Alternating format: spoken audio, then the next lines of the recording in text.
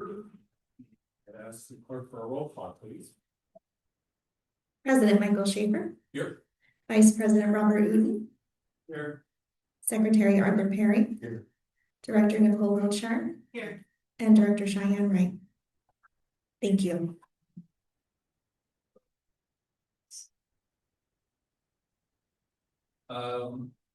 Public comment, and anyone from the public wishing to speak on items not on the agenda but within our purview. Seeing no one, we will go to items of study. There's maybe somebody on the line.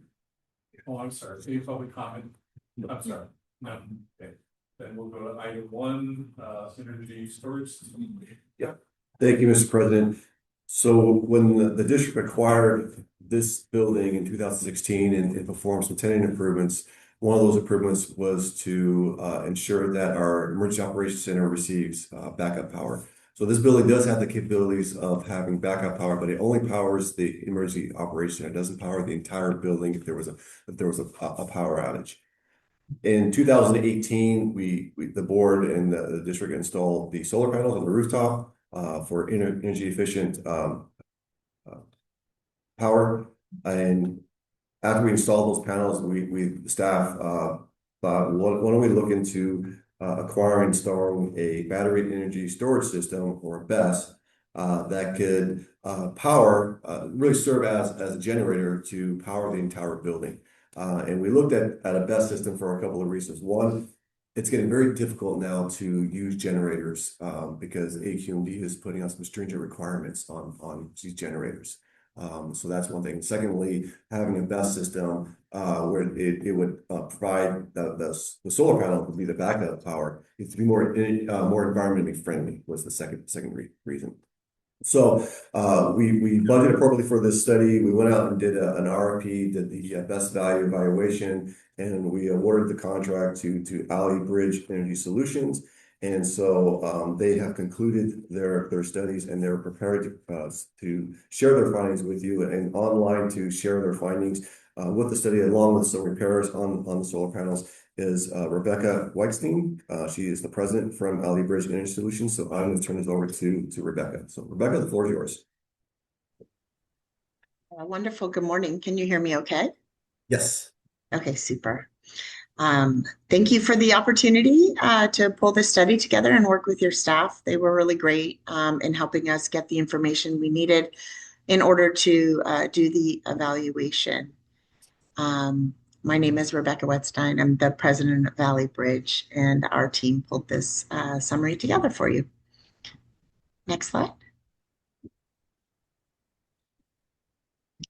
And so the overarching goal was to determine the feasibility of battery storage to back up the building, with a goal of meeting 72 hours of the building's needs on a more critical day, which usually is when power goes out anyways, right? It's a high air conditioning day or something like that, where reliability is usually the least.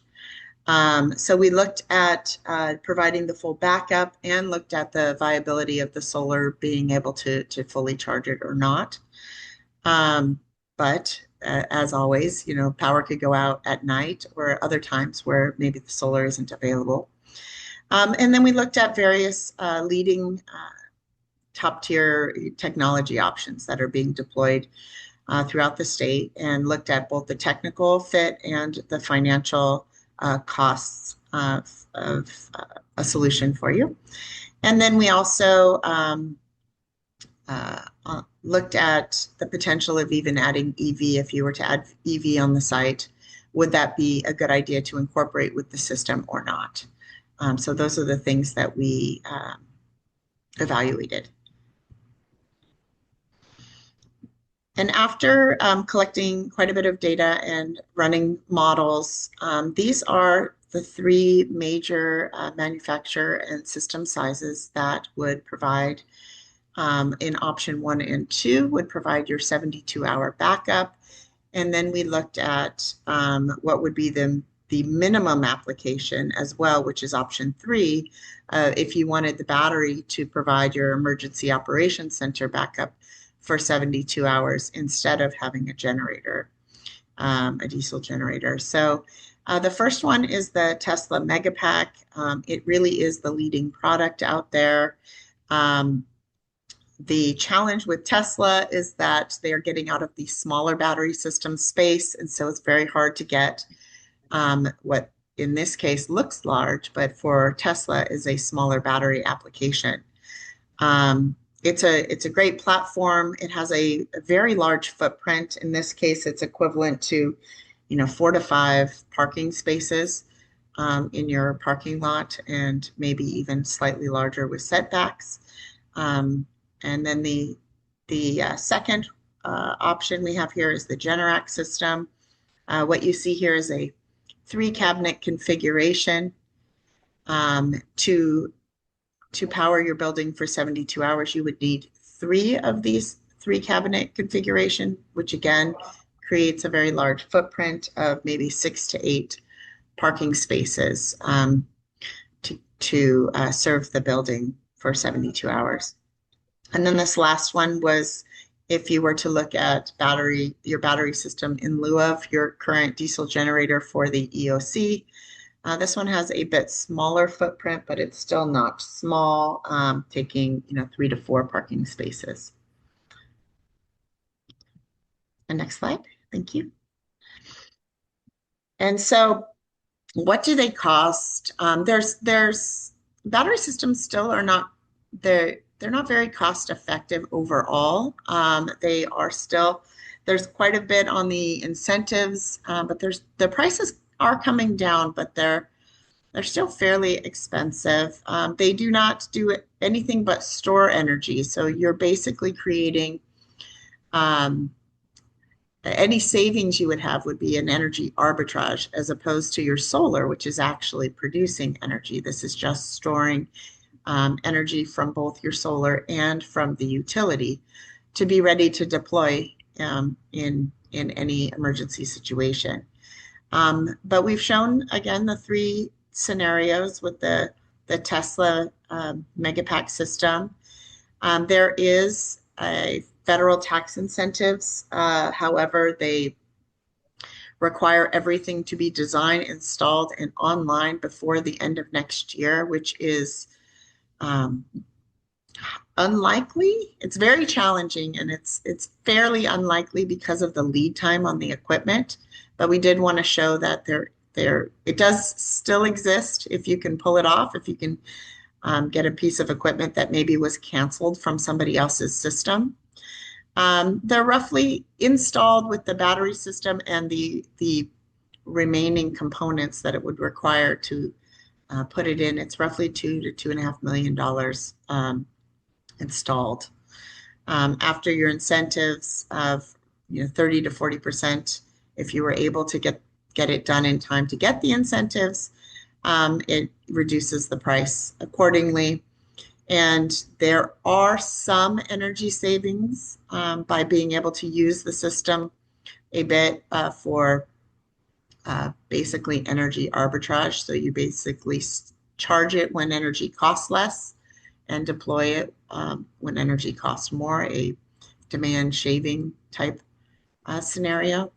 But after all the incentives would come into play in the best case scenario, it still costs, over $1.25 million over the course of 20 years. That does not include the O&M, which would be additional if you were to hire Tesla to do O&M on your system. So it's still pretty expensive to get to 72 hours of whole building backup. The Generac is more expensive than the Tesla systems and has slightly lower incentives available. And so you'll see there it is a much more expensive technology solution, manufacturer solution for the 72 hours. And again, the Socomec, if you were to switch out even your diesel generator for just serve your EOC as you have it now with the battery system, it still would net you a cost of over $300,000, not including O&M. And then further, if you were to add EV to the electrical system, add a significant load of EV, which will probably up to quadruple your energy load at the building, it further sends the economics in the wrong direction. So if you do EV, the recommendation is if you had a battery system to not incorporate it into your battery system, to let it stand alone. I'll pause there. I threw a whole lot of stuff at you. Well, or do we want to do questions at the end? Let's do questions at the end. We certainly can, no problem.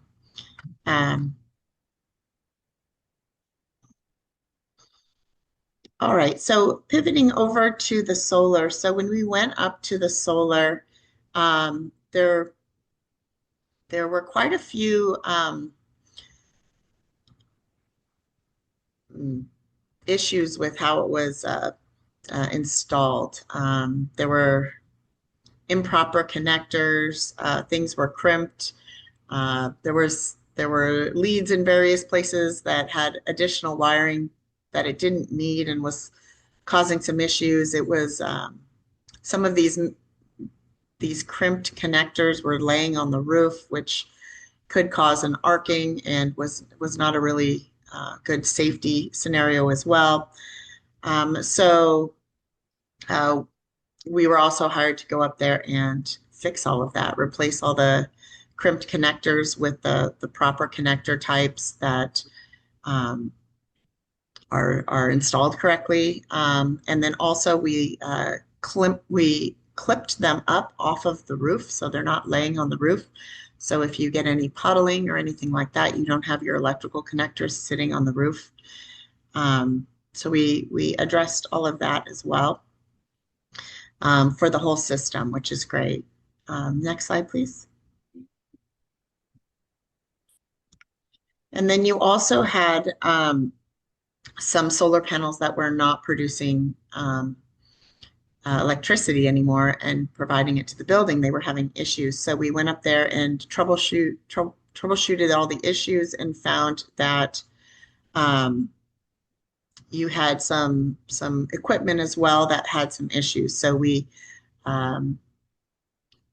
you were still under warranty on some of them, so we issued a claim on the warranty and were able to get you some new equipment and get it rewired up on your optimizers and get it all working again. So right now, SolarEdge is taking the new equipment and registering it in its system, so you'll be able to log in and see all of your operating equipment. So it's all been repaired now. Next slide. All right, so our preliminary findings is basically financially a battery system does not have great economics compared to a diesel generator alternative, albeit AQMD will require permitting, but it has a fairly poor return on investment to serve a 72-hour backup for the whole building, even with the federal incentives. The other challenge is it takes up a lot of space, and we know that space is a premium at the building, and so it could take, as few as 4 and as many as 8 parking spaces, depending on the scenario. And then again, adding EV chargers would further degrade the economics. Next slide. So the thought is moving forward, if you still want to explore a 72-hour alternative, and if the financials on this are not palatable, that a large diesel generator is going to be a much more cost-effective solution. In the very best cases, it will cost 30% of what a battery system that would serve that power need. In a worst case, it's 10% of the cost of a battery scenario. But you do have the current generator that serves your EOC only right now for emergency needs. So that's good that that is in place. The repairs on the solar have increased the output by 16%, which by getting those panels operating again should save you $30,000 to $50,000 over the next 10 years, having addressed the panels that weren't producing. And that's it. Thank you for the opportunity, and I'm available for any questions. Questions? Is the small outdoors, the battery packs outdoors? Yes, correct. Doesn't that lead to some other issues like vandalism and theft, and, because there's nobody here? Well, are looking at performance renovations in the parking lot, which includes security measures, Yeah. like new cameras, possibly security gate. But those preliminary estimates are coming out back more expensive than we budgeted, so we probably have to bump that appropriately. Is there a history that, I mean, Rebecca, have you seen other installations, incidents of, I keep thinking of people breaking into steel copper wires, and I don't even know if there's copper wires in these things, but are there issues with vandalism and things like that with these? There always can be, but I would say it's more like vandalizing a transformer, where if you want to get to the copper, they're going to find you across the street. It's really difficult to do. What I've seen for battery installations is often a chain link fence with the plastic inserts around it so that it's not, easily visible. But I don't know if you're having any vandalism issues even with your storage shed you have in that parking lot at all. But I think it would be difficult to get to the copper as far as, tagging the outside. Usually a fence, a small fence around it is what people do. It's just my insurance agency background that makes me look for those things, but. Yeah. Anyway, I'm sorry, good question. Yeah, no, I was the one that brought the system to the district. And there are a lot of installations, wastewater treatment plants like Orange County 10 District have the best system. And what do they use it for? Or do you know? There's lots of aspects of how battery systems are designed with their whole system, right? In this case, the goal was to optimize to be able to use it as 72 hours of backup. A lot of battery installations, in the case of a wastewater plant, are used to load shed and not as backup. So if the power goes out, the battery often will go out as well, and they'll pop on their large diesel generator.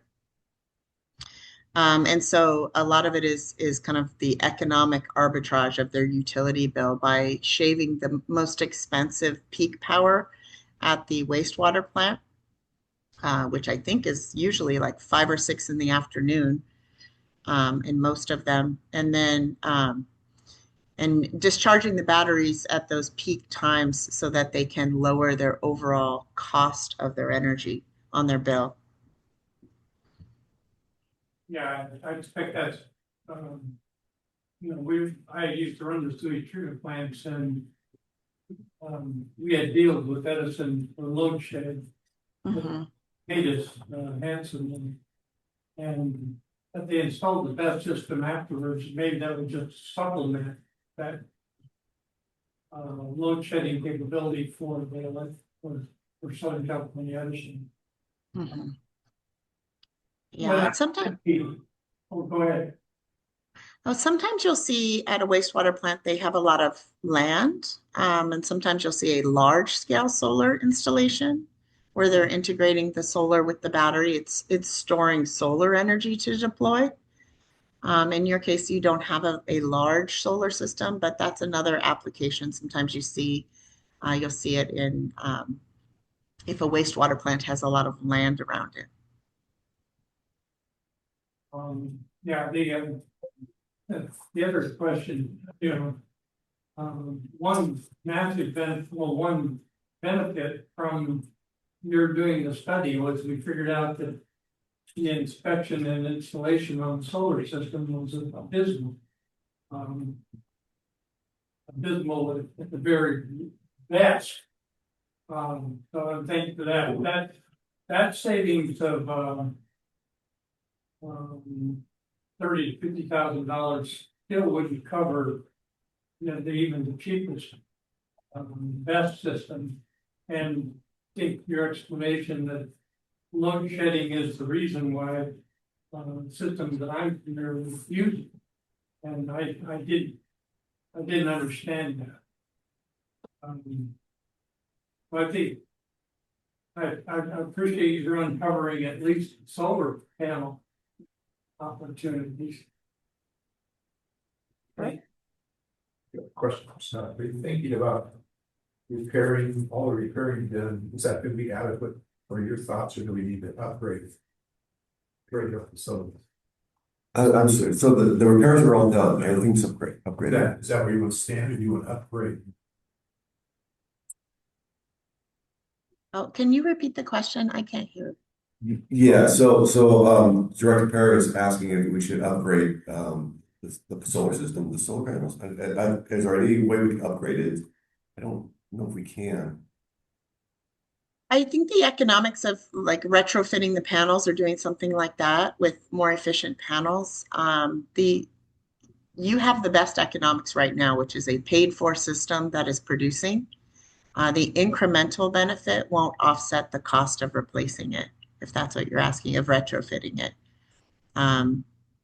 My suggestion is go another 10 years, and then when your panels are approaching the end of their useful life, then you may want to look at the possibility of either replacing the panels or replacing the whole system. It's kind of where I was leading, you want to leave it as is? Yeah, let's go and leave it as is. Yes, definitely. Your two alternatives you gave us were to look at a 24-hour system, which I don't think is worth going after. Yeah, so the reason we went to 72 hours is, that's always, we're considering the worst case scenario. If there was a catastrophic earthquake and everyone, the experts say you have to be 72 hours relying on yourself. And that's kind of the thinking we were going at. Thinking if there was a catastrophic earthquake, we're on our own, we have no power. It could be weeks till we have power. So that's what we're thinking. Now, as I mentioned, we do have a generator that we can still operate our EOC, for as long as we need to. But I was just saying, if we needed to access other computers in the building, we wouldn't be able to do that. And so that was our thinking. Well, if we have, this best feasible, then that would give the opportunity. The other option is getting a larger generator, which we'd have to do some modifications to the building to allow us to connect a larger generator. I don't know how much that costs, but as I mentioned earlier, it's getting really harder now to acquire generators because AD&D is really passing some really stringent requirements now. Did we look at, and Rebecca, maybe you can help with this too. A lot of facilities, public facilities now, are going to shade structures. I mean, they're putting in massive solar farms or whatever they call them. You look at all the schools, everybody's putting in solar. Is that something we ever looked at covering the parking lot? But I think maybe the answer to my question is what you just said about leaving things the way it is. Rather than go to the expense of it would be nice to have shade cover for all of our employees' vehicles, but. Well, there is, and we're kind of off different subject here. When we're looking at modifying the parking lot, there is a state law that requires we have to shade 50% of the parking lot. So 50%. So whatever modifications we do to the parking lot, we're going to have to shade it, which is not a bad idea because it does reduce heat island effects, right? So it's not a bad thing. It's just going to increase our costs. That's the only other issue. So, but no, I think that the findings that Rebecca and her team found was very helpful to us. I think it definitely puts the brakes on moving forward on a VEST system. So if the board wants this, or we can come back during the budget process and look at having a larger generator here at HQ. Back to the abysmal situation that Bob talked about, and I agree.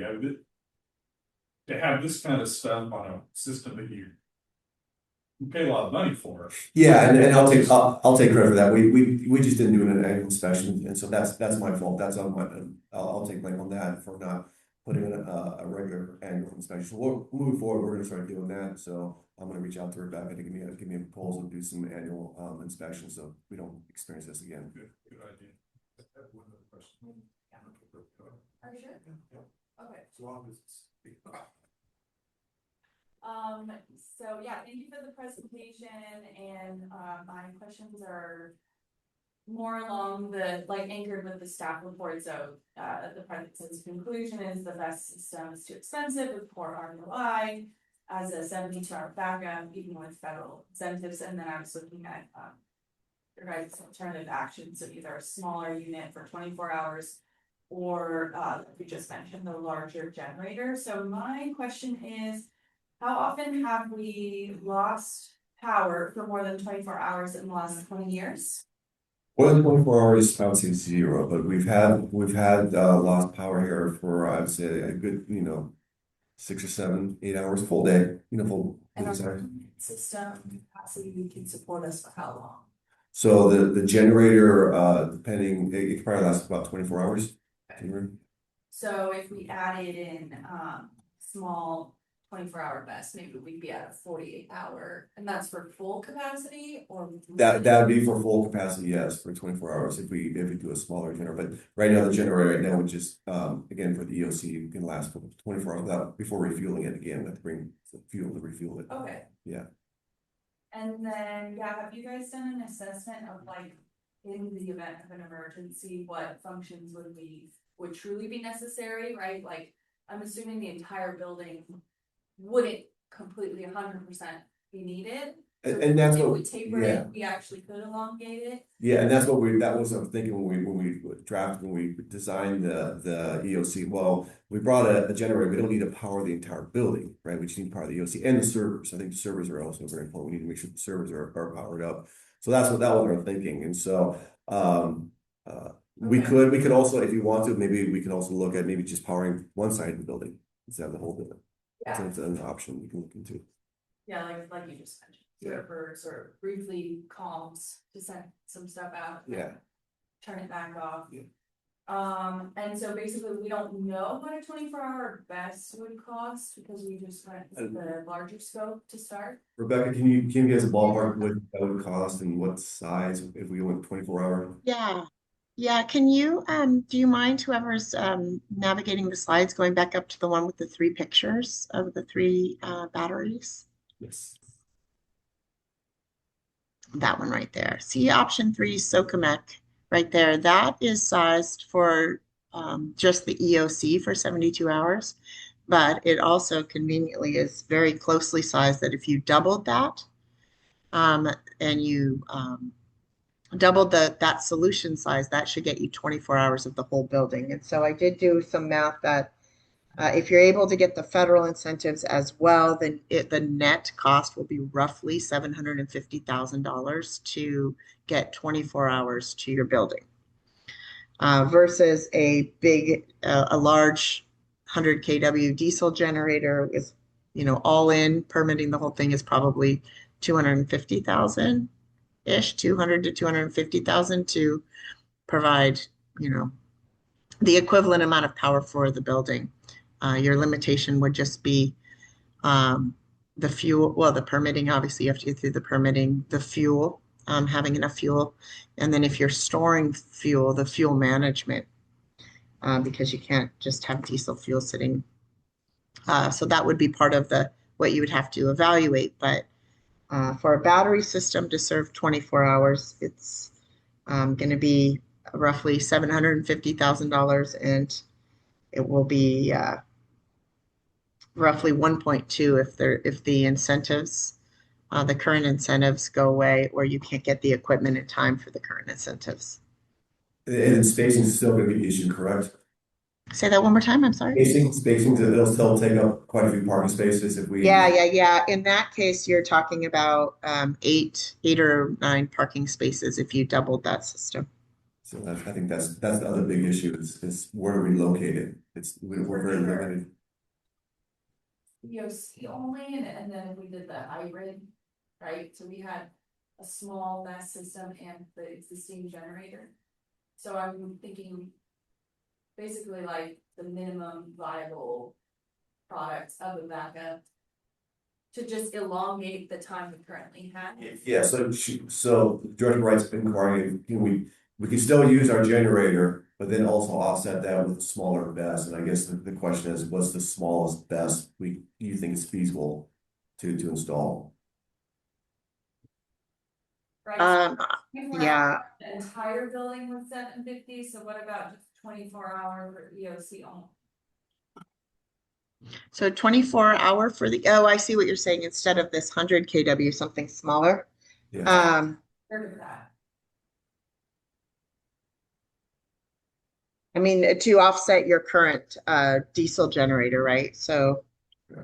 I mean, it definitely would be less. I think you have a lot of fixed costs which don't go away as systems get smaller, like engineering or the electrical upgrades on it. But I still think you would probably be, $400,000 to $500,000 because you just have a lot of fixed costs that you have regardless of what size you put in. Thank you. Do we have an estimate of the electrical costs if we were to just increase our existing generator system as a comparison? yeah, well, I think she mentioned if we went with a larger generator for the full building, she's saying about $250,000. Oh, Yeah, so significantly less than going with this system. yes. I don't know if this is related, but in a sense, I guess I want to not kick the can on this too much because I feel like especially with like the Palisades fires, for example, I feel like once an emergency happens, that's when these past conversations and like responsibilities come up that, we delayed it, for example, when maybe we should have upgraded when we had never had a power outage in 20 years, So it definitely sounds like this is not the right system for 72 hours, et cetera, but I wouldn't want us to be in a bind if something happens. And I feel like in general, we've been talking a lot about emergency being proactive with Yeah. CIPs or with systems, so So so we have as I said, we have the generator, so we're fine with our EOC and I believe our service. If there was a catastrophic earthquake, the only issue is going to be is refueling because everyone else is going to want the fuel too. So that's the only going to be the real issue. Do we have the fuel already? Well, they're fueled, yes, they're fueled in the generator right now, but when they're depleted, we'd have to go to REROC and request the fuel, and they'll bring like a fuel trailer depending on who has it next. And I don't know who gets priority over it. Yeah. That's a question. We could also try to get it ourselves. Again, but everyone's gonna be wanting fuel. It's just it depends on who gets what. Do we have a fueling system at the yard already? Yes, yeah, and we have a generator there on site, so that's fine. Yeah, that's on site. The generator there is fine at the yard. It's just here. What size would we use here for a generator? I don't know the size of the generator, but we've used it before here. It's a large generator. But you're saying it's difficult to get a larger generator. Is that correct? Larger, it's going to be. It would be difficult. It's not unfeasible. It's difficult going through the permitting process with AQMD, and again, there's a lot more stringent requirements for that. And it's still $250,000 we're talking about, but transporting here won't be an issue. Said we'd have to redo electrical work of the building too. Yeah, to accommodate a larger generator. Yes. But that's my I mean, at least that's an investment into our existing asset rather than like acquiring and jumping through all these hoops Yeah. for new equipment on site. Right. So I don't think that's, necessarily a bad thing. Is the fuel system, do we have fuel storage at the yard for the deployment of the 20-some generators? Yes, we have fuel tanks there, and so if there was a power outage, the generator would kick in, so we could still fuel. So fuel our units, fuel the generators. Yes, we have that capability.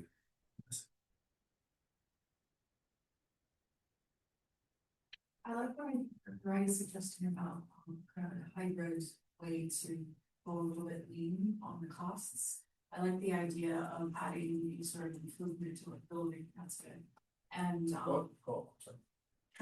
one second. Is it not, It Yeah. is, yes. I just look like Rebecca was strange. So I like what Director Wright's suggesting, I'd like to see if we can make improvements to the building. And I'm a hard no on any test. I'm sorry, I don't know what? I'm a hard no on any test. Oh. So, I'm curious, are we gonna have to do another study session on just the specific costs for increasing the generator? No, it'll probably be a budgeted item. We have to, what, take it back to the budget, through the budget process and get your approval. Because it's, we're gonna, we can't, unless you want to allocate money out of the reserves, so, Like a one-time upfront cost and then Yeah. associated maintenance? yes. Okay, Should have correction on that. Yes, I do. More to go. All the comments that we got. Yes. Excellent. Yes. All right, no other questions, so we'll move to. Thank you, Rebecca. Rebecca, thank you very much for the present. Thanks for saving our tail on the inspection. We won't hit up the GM too hard on it. It's all working, so that's good. Here, thank you. Thank you. All right, let's move to item 2, the waste compensation study. Sure, I'll turn this over to Marissa Pareda.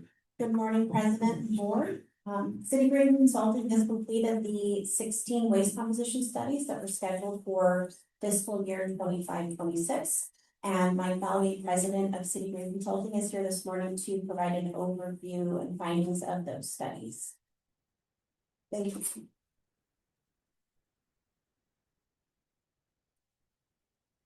Hi, good morning, board. Glad to see that PowerPoint is here. Sorry for the confusion on it. As Marissa said, we did our studies. This is kind of the first full year. Last year was the first year, 2025 calendar year that we had your program.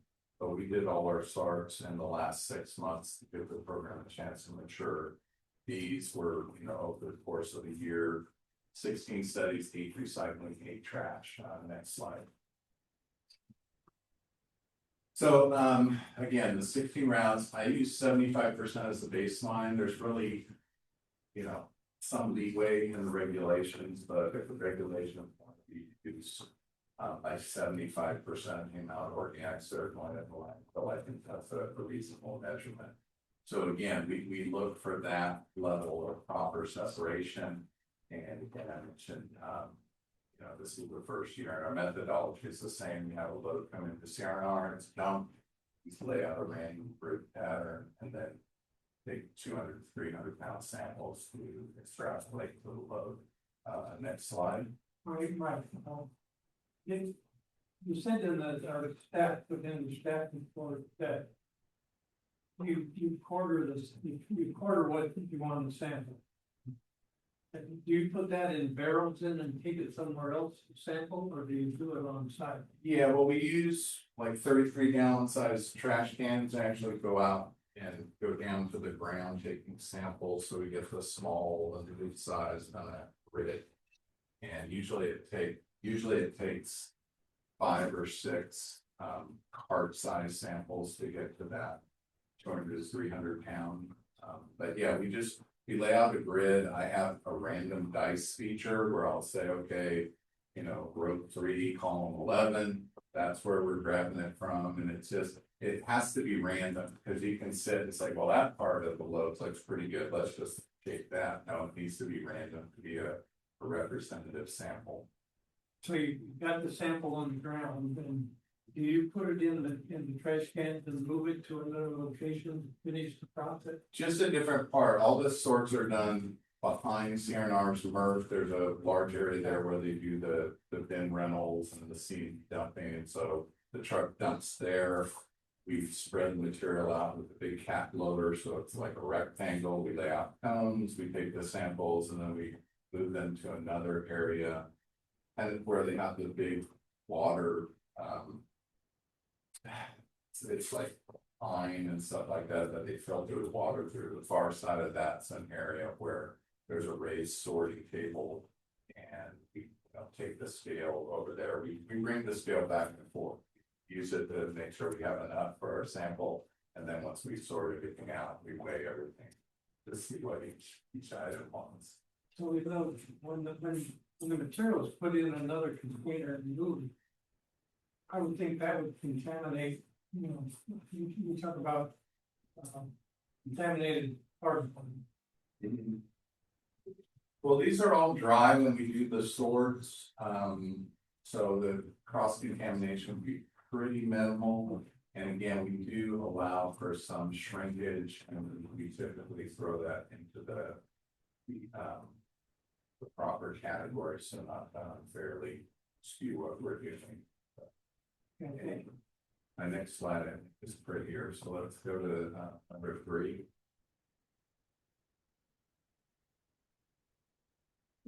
There we go. Not that pretty, but if you look at the margin sorts, I'm showing one of the areas where we had challenges.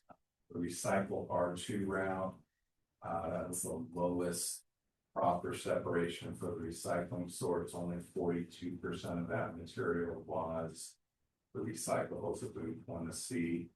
And then conversely, in a similar area, kind of north of Baker, below the 405, going towards the 73 freeway, and then the trash was the other side of the 73 freeway, kind of half and half. They had a lot of organics and recyclables in their trash, so that area really had some challenges in the sample. In June, we had, the best placement, almost to 75%. This year, we had no 75% or better trash separation. That was kind of your challenge. And then one of our best recycling sorts of the year also occurred in June. Let's go to slide 4. So this is kind of overall for all of the trash sorts and all of the recycling sorts. Basically we're nearly 70% with the blue cart recycling on average. 75% would be the ultimate goal. And as you'll see later, year over year, we're doing much better. The issue is the trash. We have a lot of organics going there, and perhaps everybody's focused being on the blue card. We forgot about the trash card, or what I think is maybe people that converted to the third recycling card got rid of a trash card. So we have, doing double duty. Let's go to the next slide, slide 5. So this shows all the sorts by that percentage, like I said, how much of the proper material is going in that container. And you'll see we had 2 recycling routes that were a challenge, and particularly that bit sort. So if you take those out, we're pretty close to where we need to be. But I think your problem is something that I think route reviews and Park Ag needs to address. But the trash routes overall, you didn't have any that met that goal this year. I think you had 3 of 8 the year before that were basically 75% trash and wet paper and cardboard. And again, in our study, we do give them credit for wet paper and cardboard as being okay to put in the trash, because we don't really know how it got wet when it got wet. But really that should either go in the organics part or the recycling part. Next slide. So again, here's the year-over-year comparison. You're up over 10% as far as effectiveness on your recycling program. And you can see trash is just kind of staying where it is, dropped a little bit, and that could be skewed by a bad sort or two. But again, food waste and green waste and the trash part is a problem, and that's what brought those numbers down. Let's go to so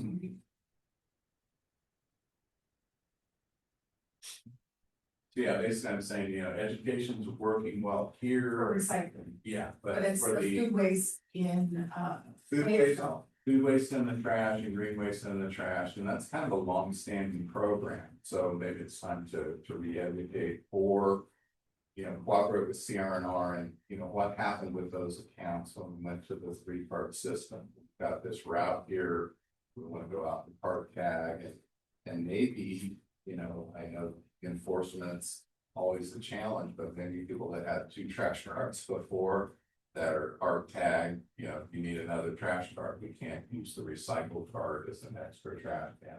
You made a, I'm sorry, you made a comment about, maybe people got rid of their landfill or trash cart. We don't let people not have at least one, do we? I think he's just referring to if someone had 2 landfill and then they Yeah, okay. replaced one with the recycling. Yeah, or maybe. But no, they do have to had have all. organics carts, but now we gotta add this blue cart to the mix, I gotta Okay. get rid of one because they don't have room. So that could be a partial factor. Yeah, my neighbor said, you took away the landfill cart. I have similar amount of trash, it goes in a cart. Mhm. And is it regulation or was it the district that chose to get rid of the second cart? Well, your 2-cart program would have required a high diversion organic waste processing facility to recycle out the mixed trash and recyclables, which the state sets a very high standard on that. And right now, there's only one such facility in Southern California, so in CRNR, that's not their facility, so to be compliant with existing capabilities, you needed a 3-part program, so you have. We got a 3-part program, but we limit the number of landfill carts that we let the residents have. Yeah, and that's where, sometimes discretion's the better part of valor. I know that sounds good. Hey, if we limit the amount of these, they'll be forced to put Yeah. recyclables in That's recyclables. maybe, But it may be forcing them to put other things in other containers. so. Is it, there's no rule or requirement or legislation that said we can't allow them to have a second trash landfill cart. Yeah, they basically require you to have a 3-container program. Yeah. And that, anything that's not supposed to be in that container is called prohibited container contaminant. So you're supposed to monitor for that and then educate the people that are found to be contaminated. You don't have to, by law, fine residential generator. The commercial side isn't as lucky. There are penalties and the city has adopted those into our code, but again, practically speaking, if somebody is used to throwing things in the trash, yeah, we want to limit that. It'd be nice to have a 64 small trash can, a 96-gallon big recycling, 96-gallon organics, but again, I think it's education and again, if we go to the next slide, my recommendation is to do route reviews, very targeted tag bins in the challenged areas.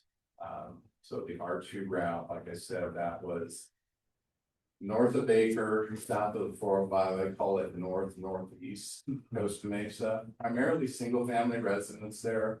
And then the trash route was kind of the same area, but it was a little bit further east, a little bit below Baker, and then was that pockets on the other side, the east side of the 73 freeway. So, if you do dedicated route reviews there, flip lids, tag containers, and focus on areas that weren't performing well. That would be my suggestion to see how effective that is when you turn that around and we could sort them towards the tail end of next year to see where they are. But again, general education to everyone on food waste goes in the organics carts. I think that would be better use of resources than focusing so much on the blue container. Yeah, they came up almost 11% this year. You're 70% average, probably close to 75 if you take out the couple bad sorts. So, again, good progress, but those organics are just kind of a stubborn recurring issue. to continue to address. Yeah, question about your suggestion, you said that your suggestion is to start having the carts. Yeah, so you can do route reviews or waste composition studies. Again, the waste composition studies that we do that shows, hey, you're at 75% or greater, they don't have to do a route review for that. But what I'm talking about when I say route reviews are really focused. I mean, route review just has to be a representative sample of the route. It could be 2% of the containers typically. I'm saying on these areas where we saw a lot of problems to do a more concentrated effort. Try to flip a lot of containers to make sure you find the homes that are challenged with participation and tag those containers. That may be enough to get them to say, oh, wow, I'm doing something wrong. They may not be checking. I can guarantee most people don't know what they're doing. Yeah, my question was more so, and I don't know if this is for you or the staff, like what is that experience for them? They're getting a tag on their card and says what? Well, you have the smiley face and the frowny face one, is that still in use? Yeah, so CRNR is required to do route reviews, a representative sample of all reviews or all routes over the year. And so yes, they do have like an OOPS tag, they have I don't remember the phrase, awesome tag. But it's basically education, it'll highlight what was improperly sorted on the tag. And then CRNR staff does go back to those homes to provide additional door-to-door education following that route review. So there's a process where CRNR has a tag. Tag indicates what they're doing wrong, what they need to do right, and then CRNR follows up someone from CRNR to knock on their door and follow up with them. Correct, they'll follow up. Right now, we're working on a contamination fee plan, so that was what we took to the solid waste ad hoc committee. We received their feedback, we bring that back to the board, but that will take that route review process and add in fines or fees for repeated occurrences of contamination. And just one quick thing, I think as effective or more effective than fines is not picking up containers that are too contaminated. Yeah. Cause then I gotta go out my side yard, and I've gotta sort the stuff in the proper container, you know, you do that once or twice, and you're like, I give up, I'm gonna follow the program. I totally agree. I mean, I was gonna ask this question, but they do the route review. Is it illegal to take a picture of what's in there? I mean, No, so that's actually required for them to photo document what the contamination okay, is. that makes me feel better because I totally agree. If we do a route review, they open up and they see a bunch of contamination, don't pick it up. If they put a tag on there that the driver recognizes, they're not gonna pick it up. I mean, I hate to be a hard, you know what, but sometimes we're gonna have to do that. I mean, Well, it might be a good second or third strike, you know, again, everybody. Yeah. Gets, you know, one pass to remind them, hey, you're not doing it right, but. Then after that, like I said, as opposed to going to a whole finding process, if you just say, no, we can't pick it up, it's too contaminated. You know, that could even be something to work out with CRNR on a plan for that, because they can identify pretty well. I don't think that they have, you know, cameras deploying on everything, but I think they do.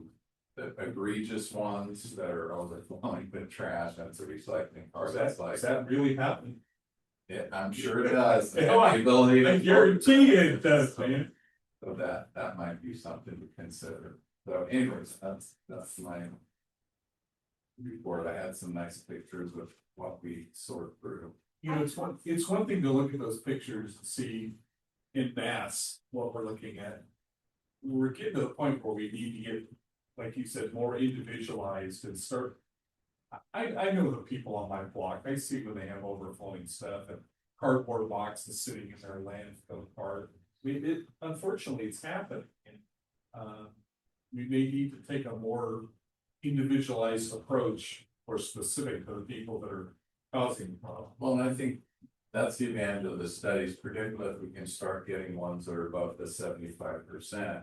We don't have to do the physical lid flipping for that route. We know that on average it's compliant, so you can put more resources into the routes that aren't doing well. And so that's kind of what I was referring to the R2. Because again, you see a lot of cardboard and all that, but there's a lot of bags with kitchen waste and other things in there that were heavy that brought the load down, so that it only takes maybe 20% of the route to use that as an extra trash container to really mess up the recycling load, because most recyclables are very lightweight. And I'm just probably is not question, but they did the study on these roads. And they're definitely not contaminated with, waste from like, bins, like dumpsters, right? Well, these would all be residential carts, so again, Residential we're not seeing much that would suggest that people are illegally dumping in residential carts. I just meant they're not being picked up on the same route as the bin. Yeah, and trash. it's a dedicated, automated cart route, so.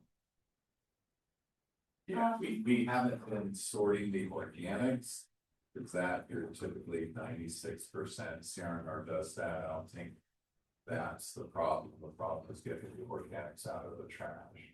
A little bit more recycle. But I think we're sorting the right routes. I have a question, but high level, I think it's really interesting that recycling has seen so much improvement and then trash has gotten worse. So I think that's a really good sign for us that like something we're doing is working, yay.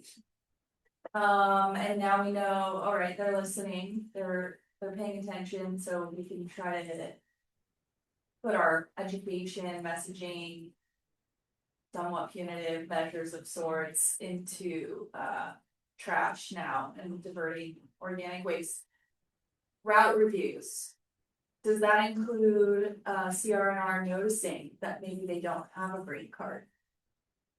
Yes, they would. Well, if a customer doesn't place the card out for service, then they'll note it. But it doesn't necessarily mean the customer doesn't have one of those cards. It just means it wasn't placed out. But it is noted when they do the route review, so we can see which cards were actually placed out in those residences, and then when they go back, they can note it as well. If it was Yeah, maybe we should relay to CRNR that this is a high level issue and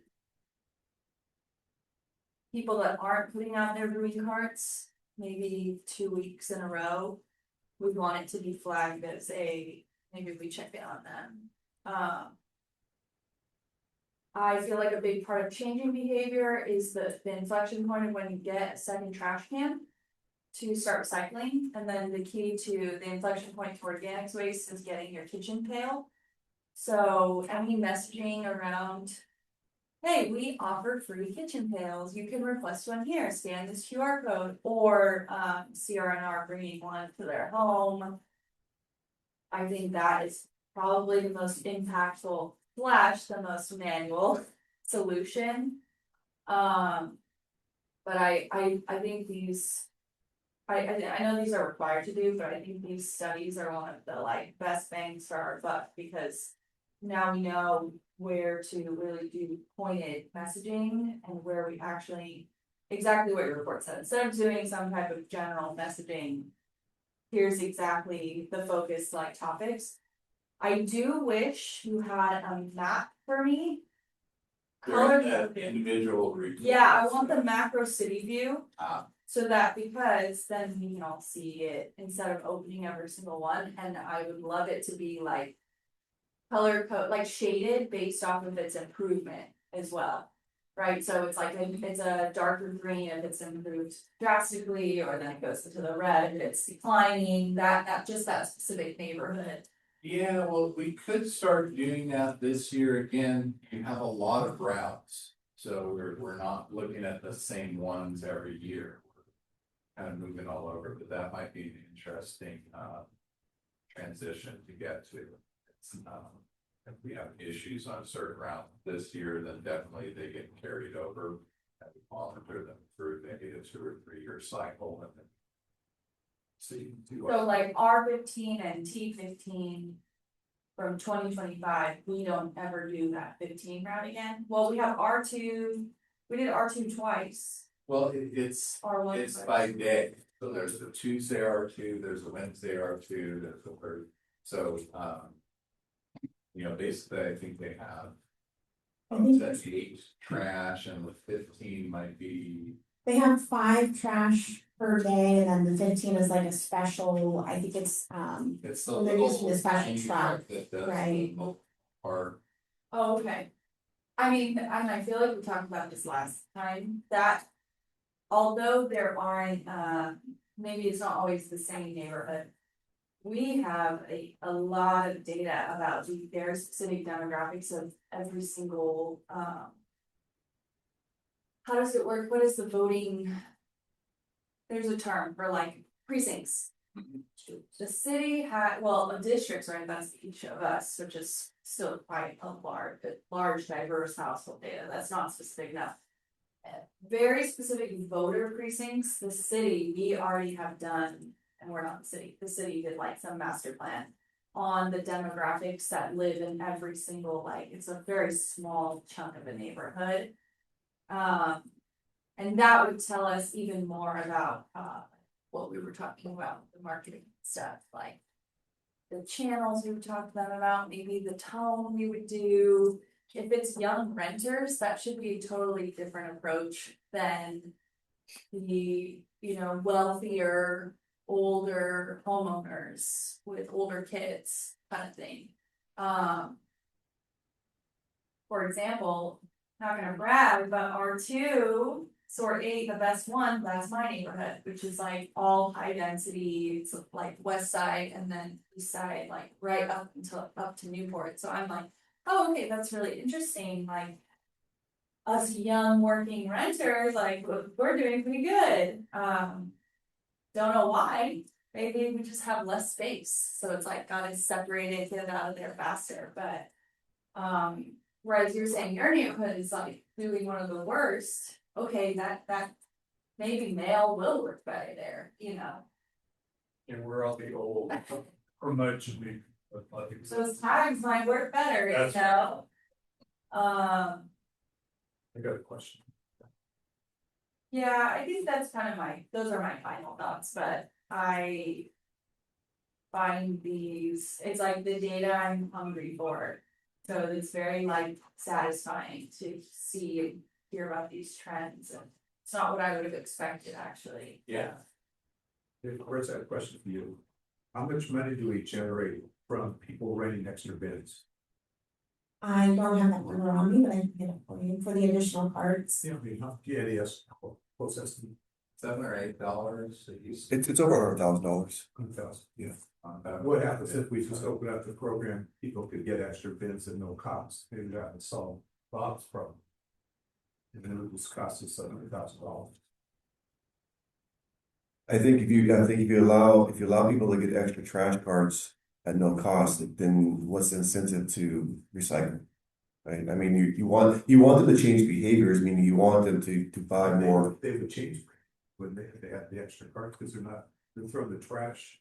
No, because they'll learn that the idea is for them to learn how to be more sustainable, to buy more items that are recyclable, that are reusable, rather than just throwing in the trash. So you would throw it in the organics or the recyclable cards. in not to paraphrase or anything, but I think what Art's saying is, if they had an extra card, if they don't have an extra card, and they fill up that landfill card, they're gonna take whatever they have and put it in the other card. Well, then my question would be, then maybe the better, if they would that, let's audit that home and see what are they throwing away? What is it that they're using to purchase, and maybe they can buy other items that could be recyclable. That's why I like to see, I mean, when that guy opens the lid to look in there. I like to see a picture of what they're looking at, you know what I mean? Yeah, Well, recycling is going well. Yeah. If people are recycling, I think it's just. They're not maybe putting enough effort into it, or at a certain point, they still are putting it all in the trash, so I kind of agree with Scott, it's like inherently limiting the trash cans. so maybe, Trash cans incentivizes separating, but I think people don't actually know they can request more trash cans, so just a caveat there. here's the thing, if they're throwing organics in the trash card, maybe they don't have enough organic cards. Maybe the organic card's full. So maybe we give them a third card for free, organic card. If that's the case, right? That's what I'm getting at. Yeah, yes. I I'm not sure what that can, but I think we did have a charge for it, they would take it and then you would use it. Yes. So I mean, that's what we're finding. We're finding more organics in the trash. Maybe that's telling us, well, maybe people are filling up the organics. They just don't have enough carts. Okay, maybe we do what Director Perry said. Maybe we offer a third, we get a third organic cart at no cost.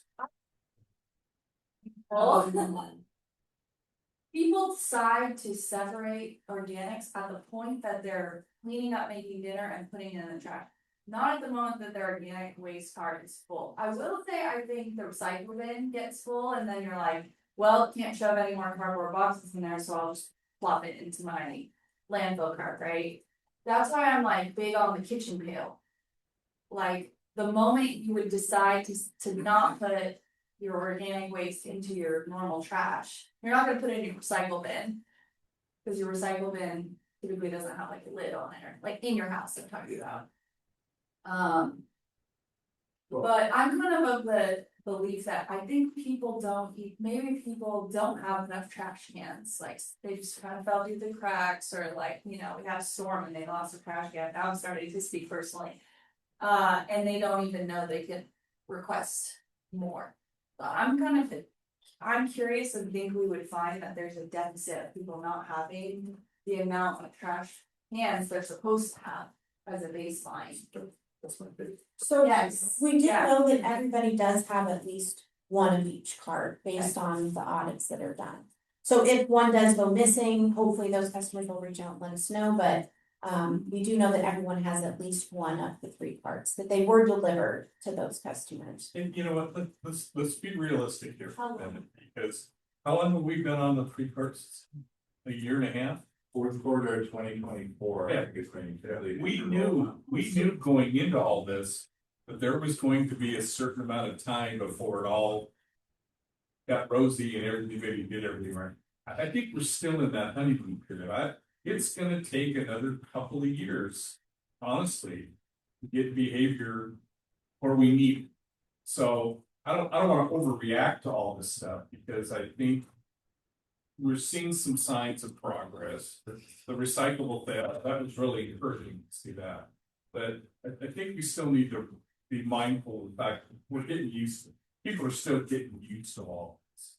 Yeah, and I think, remember, right, that's a good point with the data. Why are these areas underperforming that we've identified? And what is the best way to deal with an underperforming area? Education, tags, don't collect tags, and you have a chance to do that. So maybe the focus this year, we look at the last 2 bunches of 16 audits, and we take the worst performing 8 from each, and we audit them again. See what That's realistic. the challenges were. Well, I think we audit them again. We'll do the study again after we developed.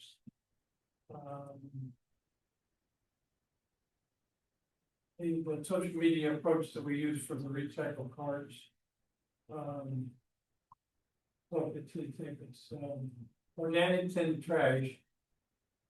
We have, we need to identify what is the norm and which area is not performing at all.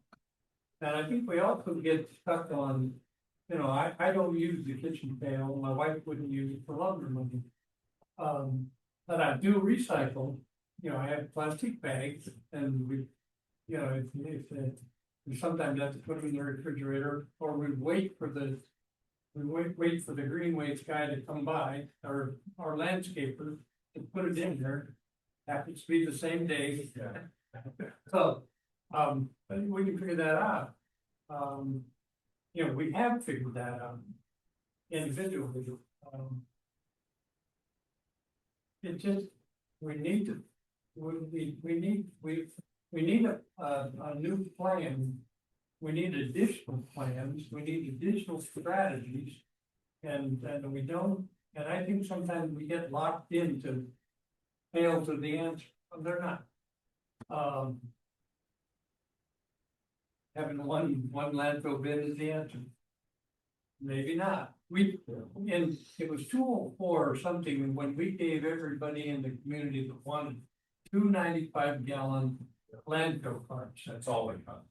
Huh? That's all they got. That's all we had. That's all we got. In 2004, we only had landfill cars. Yeah. So I mean, and there were 95-gallon ones. Yeah. So now Now they have to pay for it. They want an extra, they have to pay for it. Right. yeah, so I mean. We need to focus on the behavior changes that have been successful for us and apply them to the political contaminants. I think we should take Mike's approach. Let's wait, we're still in the beginning Yeah. stages. We wait until the next year, see how it develops. No, I think waiting, but in the waiting period, we need to have educational materials to, for us to gain what we want. But and like the right said, color coded maps, or if we have an awareness of where it's really working. I think that helps us make these decisions, you know, that to see where we're successful. And, you know, and the other thing we have used is the survey.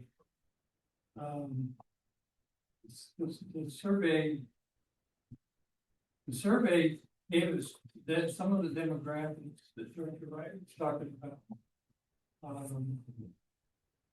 And I'm not sure that we know, the city knows now how to use those demographics in smaller areas.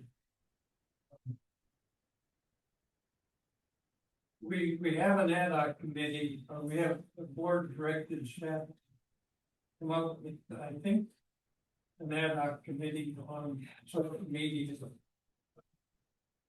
And then I think this is, it's timely to. We have two directors that know more about social media than the three of us combined. They're a lot younger and a lot smarter, so. I'm not saying they're not, maybe, I was trying to say that. I got it. So the recycle ad hoc committee, well, the social media ad hoc committee needs to be formed. Recycle coach in the survey. Applied probably to 50% of the people we surveyed. And there are ways, to get the younger people in a particularly old house. Yeah, there are tools that we still don't use. Like, we have a label, or we have a refrigerator magnet. And it does not tell people about the recycle culture. It could have a QR code on there that the kid in the family would say. We do have a newly, we did redesign the magnet and it does now have a QR code for recycling. But there's a lot of them out there that don't have. Yeah. Yeah. Yeah. So you have those available Tuesday nights. Yes. Okay. Well, I mean, we need to formulate a plan, around all the ideas that we've talked about. And get some focus on the contaminants that we need to do. The 75% requirement. We now are focusing on 75% in each of the three parts. I That's think the 58 statewide goal. Yeah, the goal, it's a goal. The 75% was the landfill cart only. I mean, the state wanted to. Yeah, you're trying to reduce organics And and the food waste landfill, and- but. Paper and cardboard are also considered organic waste, but say that some paper and cardboard can go in the organics cart because it can be composted, so. That's where I just said, 75 for everybody. Yeah. If you're doing it 3/4 right, you're compliant. As the minimum level, hopefully more, but yeah, I think, again, just really quick to your point, I know I'm taking up a lot of your morning, but. I think, there is opinions, but not certain. Maybe somebody getting the pail and getting a cart tag will be more effective than somebody that gets, this education piece and this message. So what you could do is you could basically segment just 4 of the worst. And sort them every quarter throughout the year and do a different approach with each group. You know, we're gonna stop collecting on the first thing at this area, so a lot of choices, and luckily, you know, that's why you guys get the big bucks, you get to make that call, that we can help as you need. We appreciate you coming because you bring the best pictures. Other than Esther with his pictures. You know, when I see those pictures, that, I believe that's the reason you expanded your firm. So that they can do that. Yeah, I had some good helpers, very true. I just have a quick question about the organic waste. Were we measuring that before the 3-part system, before we rolled out an organic card? Did we do these studies? No, were we measuring the rate at which organic materials going into landfill? Yeah. For that, okay. We've had that forever. And so then all of a sudden, we give them a green card and we're like, oh, also, you gotta throw your food waste in here. So are those the kitchen pails finally? They are, okay, so on Tuesday, my trash collection is on, let's say my trash collection is on Wednesday. On Thursday, I have food waste, do you want me to keep it in that pail until Wednesday? Like, my point is that, like, we're expecting a lot from the public, and I think that we have not done the work to educate them, because if they weren't already saving food, discarded food that they weren't going to use, then they're not doing it now, just because they have a big cart in the lunch. We told you, put them in the refrigerator. We've given out, we've been telling since for 10 years, we've been telling people, put it in compostable bags. That's what I do. So, They're easy, they're everywhere in the grocery stores, they're easily found. I'm telling you, we've been educating people, so don't tell us we're not educating, we are educating our people.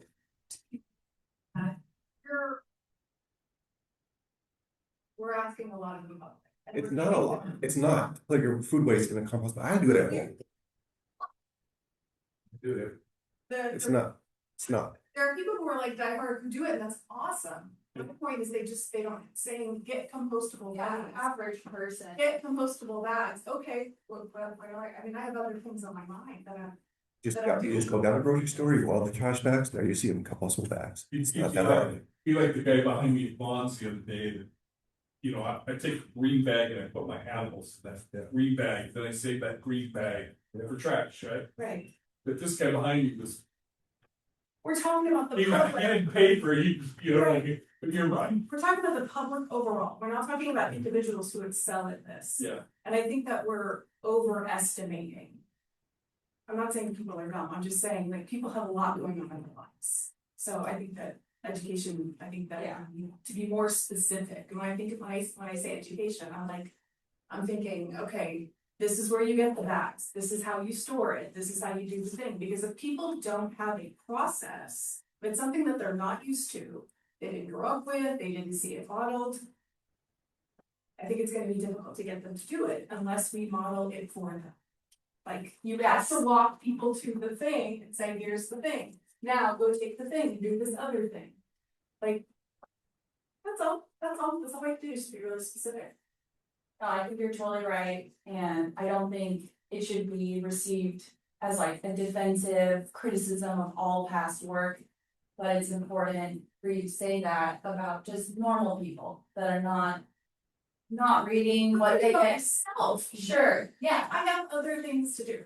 just regular people that are not paying attention to. You know, even think about all the notifications we sent ahead of time, like, hey, you're getting 3 cards. They probably didn't even know until it finally arrived at their door. So sometimes even the most exciting, sexy things, people are not paying attention to. Local government, and this one is not sexy and fun, so, but we're gonna make it.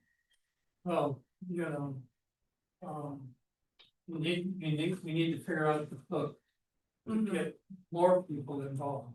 All the people are never gonna be involved. And education we need to look at what we've gotten to that 10% increase in recycles. Yeah, I mean, that's potential start. And that's why we're gonna do like a multi-pronged approach, it's education, there's also our services. We can go positive reinforcement, and then eventually we are going to resort to negative for enforcement, and that will work for those people that were never gonna budge from the beginning anyways.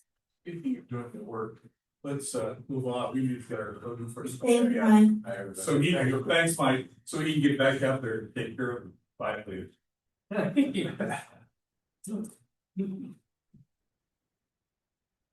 Good morning, President Schaefer, members of the board. I'm here to present a couple of months of reports because I was absent, so I apologize for that. The first one will be May's report for my monthly report. This report summarizes major points for 3 ordinance enforcement topics covering scavenging, graffiti, and trash carts left in public view. For the month of May, the CMSD Code Enforcement Officer focused its efforts on patrol in various parts of the community. The goal is to identify and deter instances of scavenging and residential trash carts left within the public view. In the month of May, the district saw a number of complaints filed with the CMSD code enforcement staff regarding scavenging activity in the city. As with most scavenging complaints, the alleged violations take place in the early morning hours.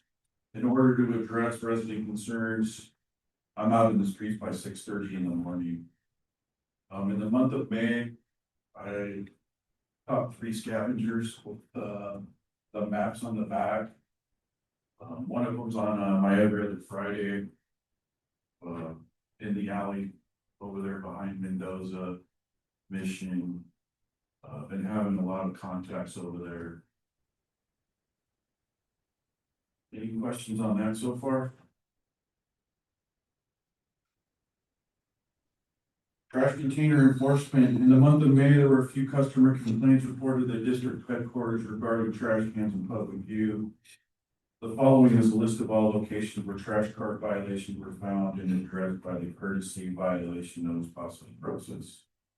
162 by the streets, and how many were on that street? Any questions on that? Switch to June. In the month of June, I contacted 6 scavengers.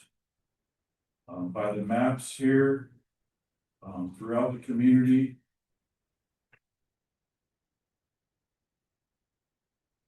Any questions on that so far? Trash container enforcement.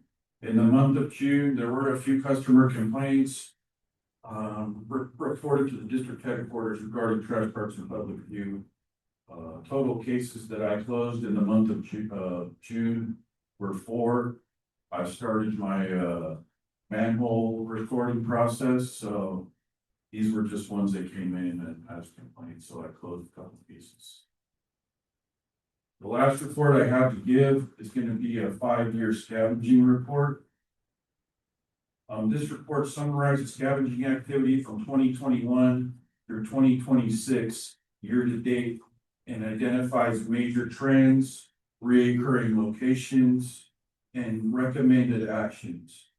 While scavenging activity continues throughout the district service area, contact levels have remained relatively stable following the unusually high activity of 2021. So in 2021 was a very high number, 88 contacts that year. Potential outlier, this spike is significantly higher than subsequent years and typical for the long-term trend. Subsequent stability, annual total stabilized during 2022. Consistent range volumes. Volumes leveled out to 54 to 58 contacts per year. Localized influences. Scavenging patterns appear to be driven by localized conditions and year-to-year variables rather than predictable cycles. Morning peaks, again, a lot of these are taking place in the early morning hours. And I'm assuming because they know that these guys are servicing these cans, and by the afternoon, there's not going to be anything there for them.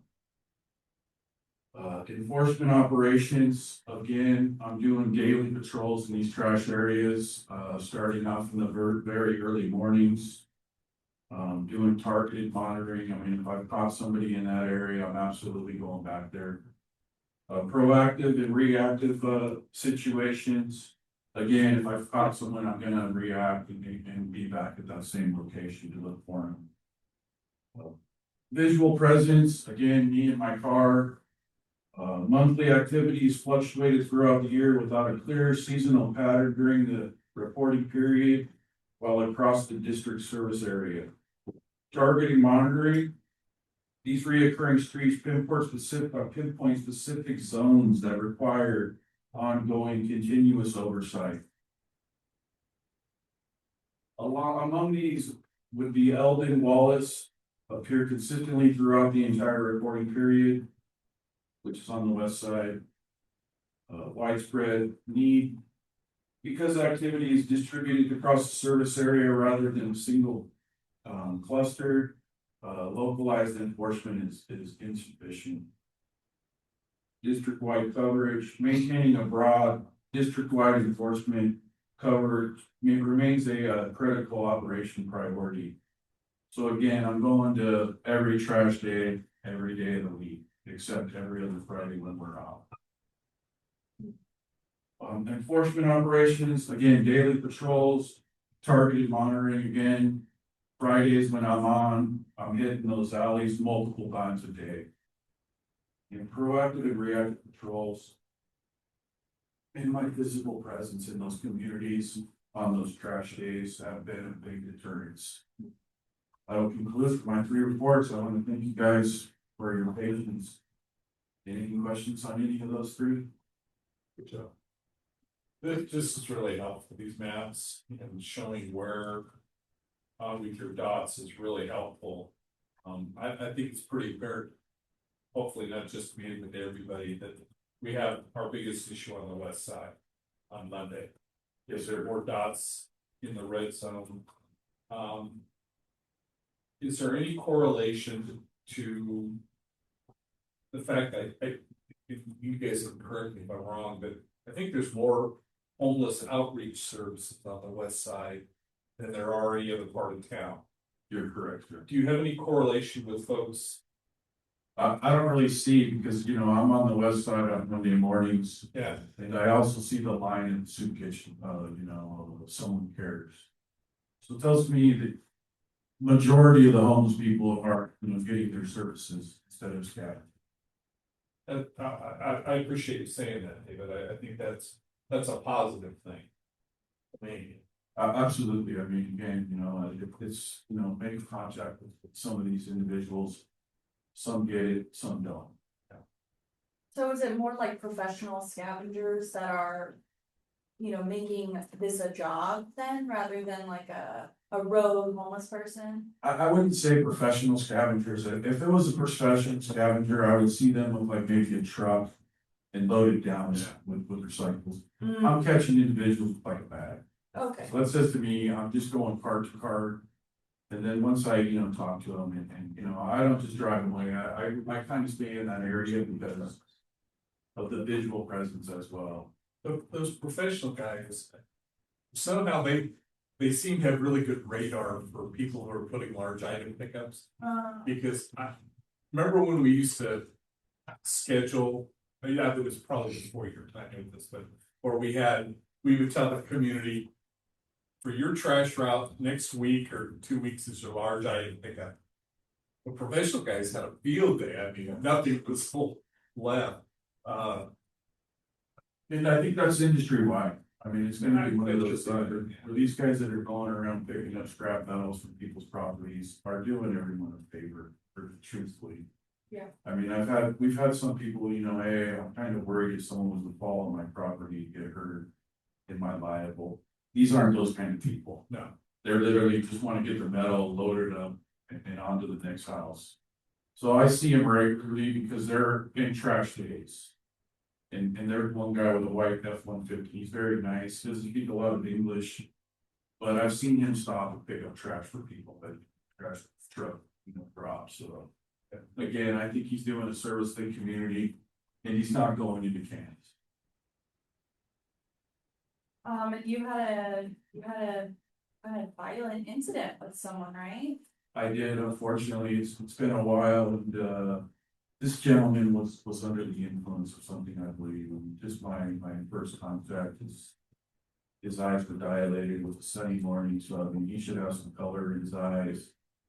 And just not very, happy to see me, but very minimal contact with these kind of people. I mean, most people say, hey, I'm sorry, and go on their way.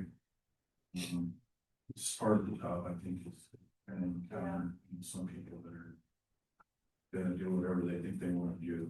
Unfortunately, that gentleman was arrested by PD. Oh, he was, they found, The following week, I encountered him again no way, in a different part of the community. and you were able to call PD. I called PD and they responded. It was a fight, but they did arrest. Wow, oh my goodness, well, sorry you went through that. So I appreciate that, and then like I mentioned, the director right earlier is, Ernie Wilshire. Was, I sent a nice email to those officers that came and responded and helped me out. Oh, yeah, the best. I'll conclude my report. If there are any further questions. Thank you Thank for you. your diligence. Thank you. I'm gonna go back up to school. Yeah, go to work. Would you? All right.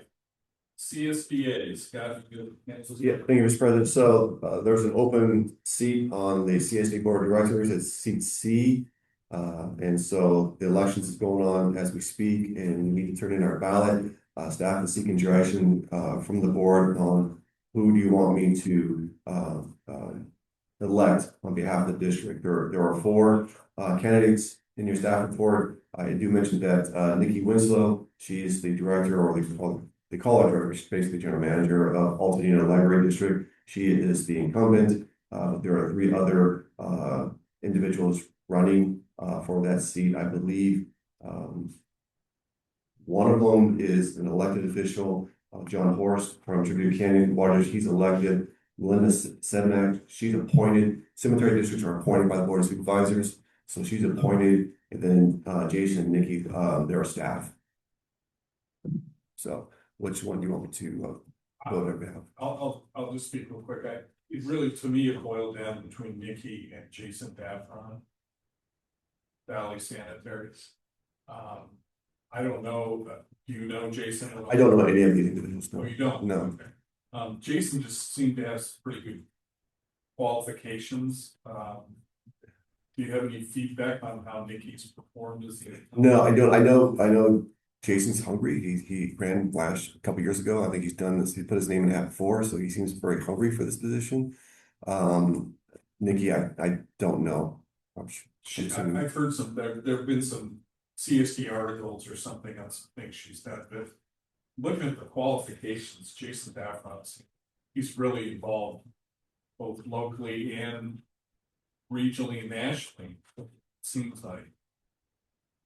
And he's a sanitary guy, so why wouldn't we be that? So I think he's at the top of my list. If you're in between the two, then I lean Nikki.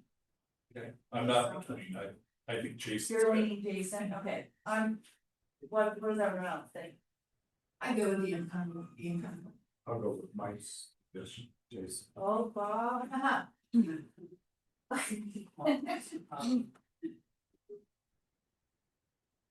I would lean towards the income. I guess Nikki's our choice. Okay, I'll put our ballot in today. Thank you. Wisdom. Thank you. How does it work? Do we represent one vote Yes. Yes. and then you Yeah. submit it? Each district. CBA is Right, a ton of numbers, right? Oh, yeah. So we're just a It's little drop in the bucket. This area, it's like 5 or 6 counties are involved.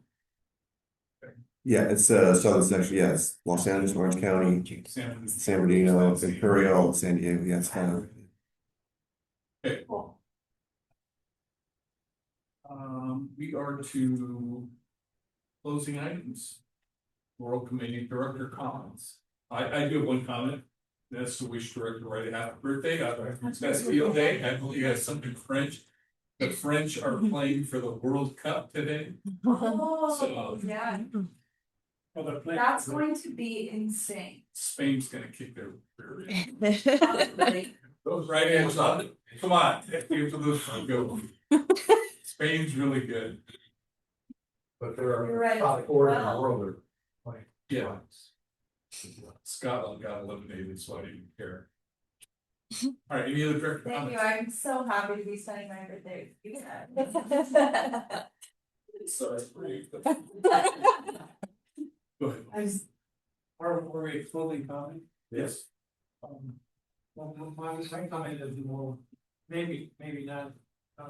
Anyway, my neighbor had, I saw him putting paint cans in the park. And he was taking them to the one of the recycle centers. And he said, yeah, I'm teaching them, but I have a lot more. He said, well, we have the household hazardous waste program. Yeah. And lo and behold, the next trash day, I swear he had 8 yards of paint cans and solvents and whatnot, and CRR picked them up. Yeah, there's supposed to be a limit, but, you know, I think people doesn't ever have like. Well, it's by Yeah. gallons or whatever. That's been a lot. I'm surprised they picked it up. Yeah. Surprised they So I did. began to research, you know, I think personal contact like David might do, or like CRR might do, is, it is really helpful to get the behavior changes that we want. So, so I began to research what our website says on the household hazardous waste collection and what CRNR's website says, and I don't think they're the same. So I'd like to have staff do a little more research on that. And then you know, having me do a pilot program, just walking around the neighborhood, telling them that this program is available, and we've done a lot of, we made improvements in the household hazardous waste knowledge to the public. I think personal contact, may be a, you know, that may be a potential hook to get the other programs that we want done. I mean, these are available, people just don't know about it. And. When it comes to education, we have to meet people where they're at. We want to get them to do something. And that's just what it is what it is. If things have not been effective, then the fact that is, you know, they weren't worth the effort, doesn't mean that it was the wrong thing to do. In 15 years of selling things online, I have learned that you have to meet people where they're at, and people will not take action unless you walk them through it. Yeah, that's the perspective on it. I have comments. I thought we had a great CAC meeting. And I feel like the energy was really high, and I'm really excited to welcome our new members. They all seem really eager to learn and participate, so I think it's gonna be a really great bunch. And I think another takeaway from today was we should form our ad hoc committee, and I think we should kind of go broad, like maybe like outreach ad hoc committee. So that it could be general comms, outreach services, and like marketing, digital marketing, whatever. So however we can possibly agendize that, or if we're able to, well, we probably will have to agendize it. But I think it's fun. Oh, It's gonna be on June great. 27th. Yay, We don't have to attend that again? I think it's at the next meeting. Oh, yeah, I think it's so. Yeah, it'll be on June 27th. June. Do you have a member of the CAC in that, or just not, just the two? Well, no, because that's gonna be recommended on the staff report is to recommend to the CAC and appoint to their members, but they won't meet again until September. Oh, yeah. We can't appoint CAC members ourselves? I think it'd be appropriate if they appoint themselves, yeah. themselves. Yeah, we let, typically, Because of the time, at the time that you're gonna have, it's gonna be during the day, in the mornings. Yeah, most likely. Wonderful. And back to CRR, our arrangements with CRR It's different from other cities, I think, problems with the household waste. Sorry, say that again? Bob says their website is different from our website with the. I'll take a look at We'll it. take a look at it. They have probably different. Exactly, cities that they do. exactly. The service might be different in other cities. Right, exactly. We'll look at it. Okay, nothing else for adjournment?